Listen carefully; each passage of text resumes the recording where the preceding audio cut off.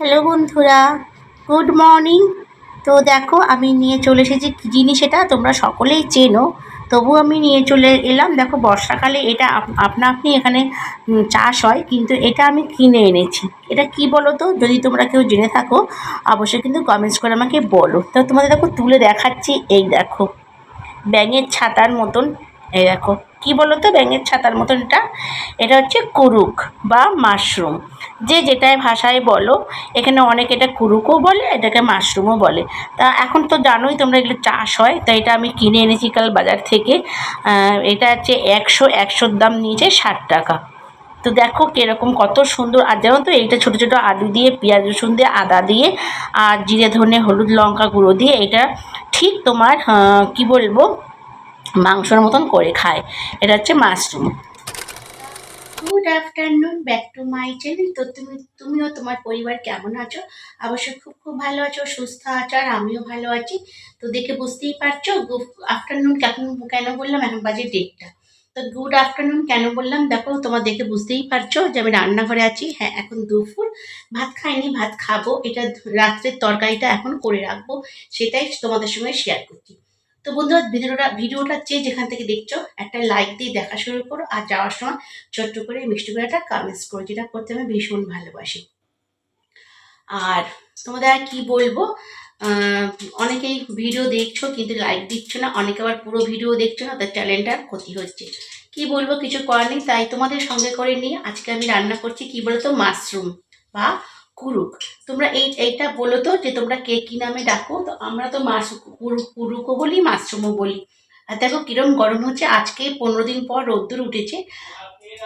আর দেখো এই রেসিপিটা আমি করবো পুরো সর্ষের তেলে। চলো দেখো, সর্ষের তেল দিয়ে দিয়েছি অলরেডি। আর দেখো কী কী প্রিপারেশন নিয়েছি, দেখো নিয়েছি ছোটো ছোটো করে আলু দুটো কেটে।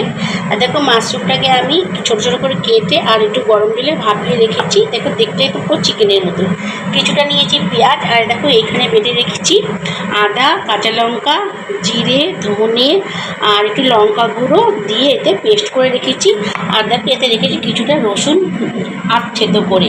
তা আর এই রেসিপিটা তোমরা চেষ্টা করবে যে পুরো রেসিপিটাই সর্ষের তেলে রান্না করতে, কেন এই রেসিপিটা সর্ষের তেলেই বেশি ভালো হয়। দেখো তেল আমার রেডি হয়ে গিয়েছে, আমি এখন দিয়ে দেবো আলুগুলো। আলুগুলো আমি ফ্রাই করে নেবো। আর সব রেডি করে এসেছি কেন বন্ধুরা বলো তো, অনেকটা নাহলে ভিডিওটা অনেকটা লম্বা হয়ে যাবে, তোমরা দেখবে না, তাই জন্য আমি সব রেডি করে এসেছি। চলো আলুটা ফ্রাই হয়ে গেছে, আমি তুলছিলাম।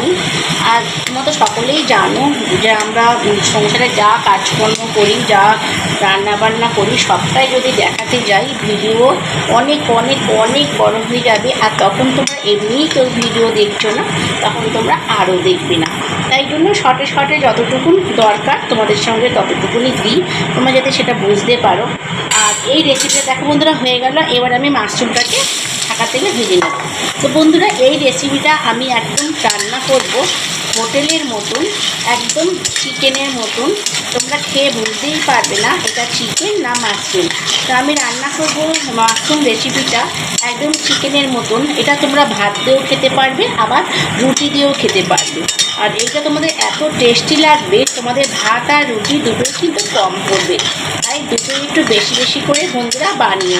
চলো আমি এটা ফ্রাই করে ভেজে ফেরত আসছি। ফ্রাই হয়ে গিয়েছে, আমি এখন ছেঁকে তুলে নেব।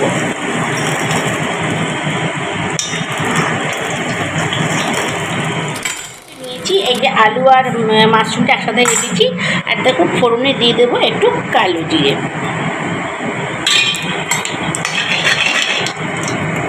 যখন জিরে দিয়ে কালো জিরেটা একটু সেন্ট ছাড়বে, দেখো কিরকম ফুটছে, দিয়ে দেবো এতে আমি পেঁয়াজগুলো, যে আমি যে কুচিয়ে রেখেছিলাম সেই পেঁয়াজগুলো দিয়ে নেব। আর তোমরা তো সকলেই জানো একলা হাতে ভিডিও করা খুবই অসুবিধা, ফোন ধরে ধরে। তো পেঁয়াজটা ভেজে লাল লাল করে ভেজে এই মশলাটা আমি অ্যাড করে দেবো। চলো লাল করে ফ্রাই করে নেওয়ার পর আমি যে মশলাটা পেস্ট করে রেখেছিলাম সেটাকে অ্যাড করে দিলাম। আর এইটা ততক্ষণ কষবো যতক্ষণ না এই মশলা থেকে তেলটা ছাড়ে। তেলটা ছাড়া মানে হচ্ছে বন্ধুরা মশলাটা রেডি।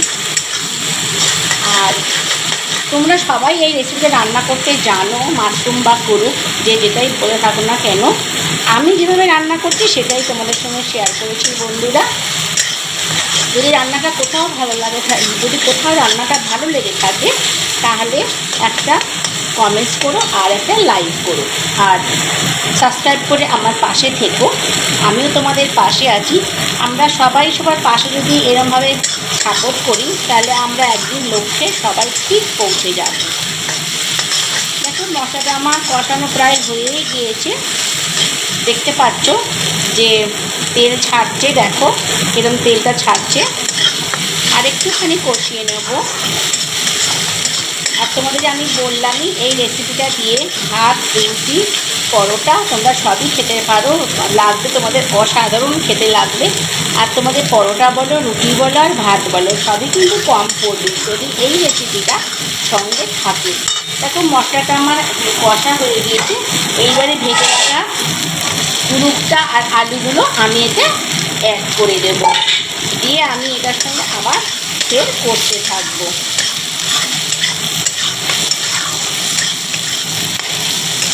নুনটা তোমাদের স্বাদ অনুযায়ী বন্ধুরা দেবে, আর এতে একটু চিনি দেবে। চিনিটা কোনো মিষ্টির জন্য নয়, রান্নার জন্য, রান্নার ব্যালেন্সটা করার জন্য। আর চিনিটা দেওয়া মানে রেসিপিটা আরও টেস্টি হয়ে ওঠে, তাই জন্য চিনিটা দেওয়া, কোনো মিষ্টির জন্য নয়, ব্যালেন্সের জন্য। রেসিপিগুলো অনেক টেস্টি হয়। দেখো মশলার সঙ্গে আমি কষিয়ে নিলাম। এইবারে এতে অ্যাড করে দেবো আমি জল। আমি যে মশলা বেটেছিলাম সেই জলটাই ধুয়ে আমি অ্যাড করে দিচ্ছি বন্ধুরা। বেশি জল লাগবে না, কেন বলো তো, এটা আমার তো ছাকা তেলে দুটোই ভাজা, তাই জন্য বেশি জল লাগবে না। দিয়ে আমি এটা নুন অ্যাড করবো। তোমরা তোমাদের মতন টেস্ট অনুযায়ী নুন দেবো। তা নুন ওটা অল্প পরিমাণে, আমরা দুজনের খাওয়ার মতন করেছি। তোমরা বেশিজন যে যেরকম খাবে সেরকম পরিমাণ জিনিস নিতে পারো। তা আমি অ্যাড করে দিলাম এতে নুন।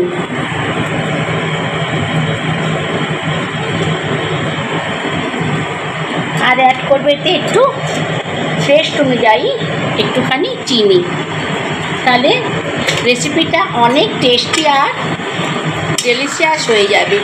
চলো মিনিট 10 পর আমি ফিরে আসছি।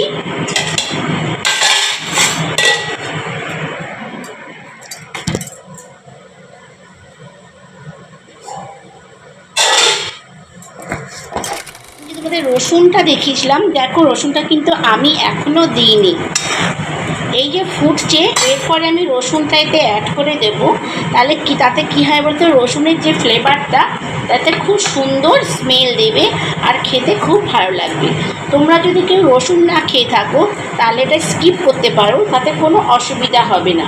আর যদি অনেকে মনে করো যে কাঁচা রসুনের সেন্ট ছাড়ছে, তোমরা কিন্তু রসুনটা ওই মশলার সঙ্গে ফ্রাই করে নিতেও পারো। তো আমি এইভাবে করি, সেইভাবেই তোমাদেরকে দেখালাম। আমার রেসিপিটা একদম রেডি। কুরুকের রেসিপিটা, কুরুক বলো বা মাশরুম বলো, আমার রেসিপিটা একদম রেডি। তা তোমাদের কেমন লাগলো অবশ্যই, তোমাদের খুব ভালো লেগেছে দেখতে থাকো। আর আমি এখন অফ করে দেবো, আর তোমাদেরকে হাতায় তুলে দেখাবো। দেখো গা মাখা, এবারে অফ করে দেবো, নাহলে একদম শক্ত হয়ে যাবে। এই দেখো রেসিপিটা কত সুন্দর হয়েছে। তো বন্ধুরা আমি এইখানেই শেষ করছি ভিডিওটা, গ্যাসটাও অফ করে দিলাম।